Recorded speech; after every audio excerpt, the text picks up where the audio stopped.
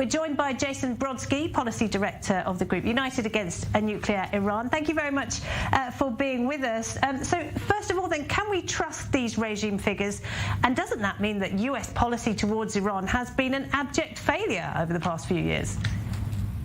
It's great to be with you, Laura. We obviously have to look at Iranian figures skeptically, but they do track with trend lines of increased Iranian exports of oil to China. Particularly, United Against Nuclear Iran has assessed that Iran sent 859,000 barrels of oil per day to China in April. And in March, it was 959,000. So this is keeping the regime afloat at a time when there are high oil prices, and Iran's supreme leader calculates that he can advance his nuclear program cost-free and implement what he wants to in terms of a resistance economy in the Iranian system.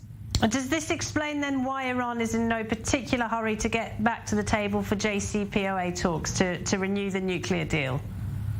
Yes, this is a form of de facto sanctions relief in the lax U.S. enforcement of these sanctions. I think that we have seen in recent days the Biden administration slowly start to enforce sanctions.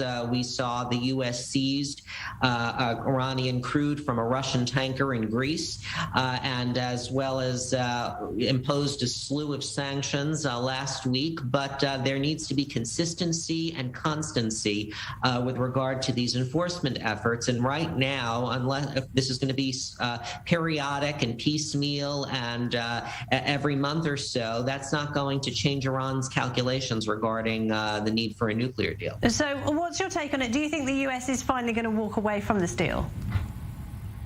I think we are going to see a period of sort of this lull in negotiations. So the impasse will continue. The U.S. will not want to walk away from the table. Europeans will not want to walk away from the table because already Russia's invasion of Ukraine is having a severe impact on oil markets. And so we're going to, I think, be in this situation of a continued stalemate in the talks without any party willing to pull the plug at this juncture. And just very briefly, we've got these anti-regime protests going on as well. How important are they, and could they be a game changer?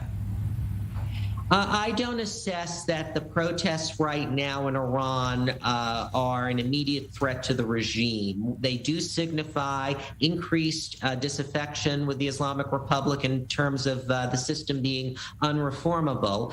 But I don't sense that the regime, beyond deploying the law enforcement forces, special units in the streets, has resorted to deploying the IRGC and the Besiegers back up. And that would be a signpost to me that the regime takes the protests as a threat, an immediate threat to the stability of the regime. Jason Brodsky at United Against a Nuclear Iran. Thank you very much indeed. We appreciate it. Thank you.